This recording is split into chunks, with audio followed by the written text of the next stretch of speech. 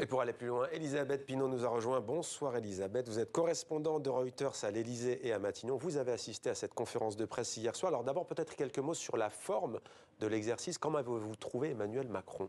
Bonsoir. Écoutez, j'étais dans la salle hier comme 200 autres journalistes.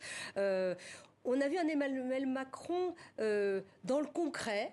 Dans la vie quotidienne des Français. Voilà, parfois il part dans des grandes explications économiques. Là, quand même, d'emblée, il avait choisi quelques formules simples. Une France plus forte et plus juste, une France de l'angle mort, ces Français qui ne travaillent et qui estiment ne pas avoir assez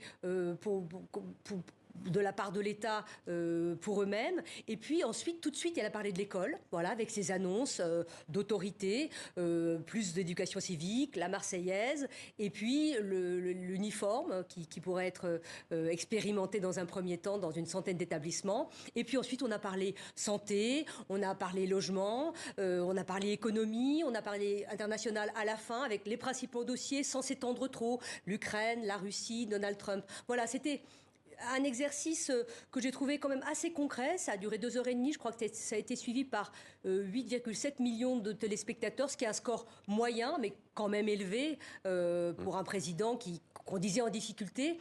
Et là, on le sentait vraiment à la manœuvre pour essayer de relancer son quinquennat. C'était quand même le but. Trop à la manœuvre, certains critiques disent Emmanuel Macron est Premier ministre, ministre de la Santé, de l'Éducation, de l'Économie, mais aussi préfet, enseignant et médecin. Alors ça, c'est la patte d'Emmanuel Macron. Depuis le départ, il veut tout faire lui-même.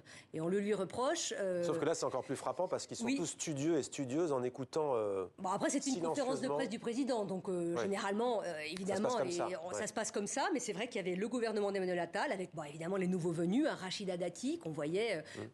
on la voyait pour la première fois, on l'a vu monter l'escalier de l'Élysée, mais là, on la voyait pour la première fois. La ministre de l'Éducation nationale était là, elle s'est à nouveau excusée ce matin suite à la polémique sur l'absentéisme. Oui, d'ailleurs, Emmanuel Macron l'a défendu, disant qu'on pouvait se tromper, qu'elle s'en était excusée. Il espère pouvoir poursuivre malgré ces très mauvais premiers jours de cette ministre avec un dossier très fort. On voit d'ailleurs que ce dossier a été repris en main par Emmanuel Macron puisqu'il a parlé école, ce qui n'est pas son habitude.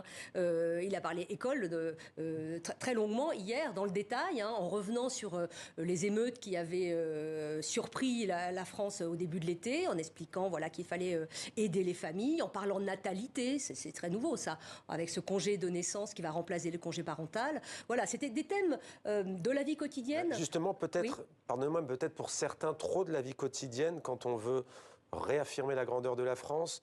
Cours de théâtre, congé de naissance, vous voyez, lutte contre l'infertilité, leasing social pour les véhicules électriques. Certains critiques disent encore une fois, c'est bon, la France est sauvée. Disons que... Les critiques critiqueront toujours. Mais là, je crois que Gabriel Attal l'a dit dès le départ, répondre aux problèmes quotidiens des Français. Et là, je pense que l'Élysée, les conseillers nous expliquent que c'est vraiment le but. C'est d'ailleurs, l'idée, c'est quand même de combattre les extrêmes, le Rassemblement national. Il s'en est pris d'ailleurs au Rassemblement national, notamment sur la question de l'Europe. Oui, il a dit que c'était le parti du mensonge, le parti de l'appauvrissement, en disant que voilà, c'est bien confortable d'être dans l'opposition, mais quand on est au pouvoir, on a des vraies décisions à prendre et on ne peut pas promettre la retraite à 60 ans ou une hausse du SMIC comme ça en claquant des doigts. Voilà, c'est ce qu'il a expliqué. C'était à l'adresse du Rassemblement national, mais de tous les extrêmes, je pense de la gauche également. Est-ce que la droitisation... Il veut incarner l'audace, mais surtout le raisonnable. Voilà, il veut expliquer qu'on ne peut pas tout faire et puis il faut responsabiliser les Français. Voilà, il a essayé de faire du en même temps, mais c'est vrai qu'il a pris tous les sujets à bras-le-corps et c'est aussi ce qu'on lui reproche. Mais Emmanuel Macron qui dirige tout seul et qui veut tout faire, ça c'est comme ça depuis le premier jour.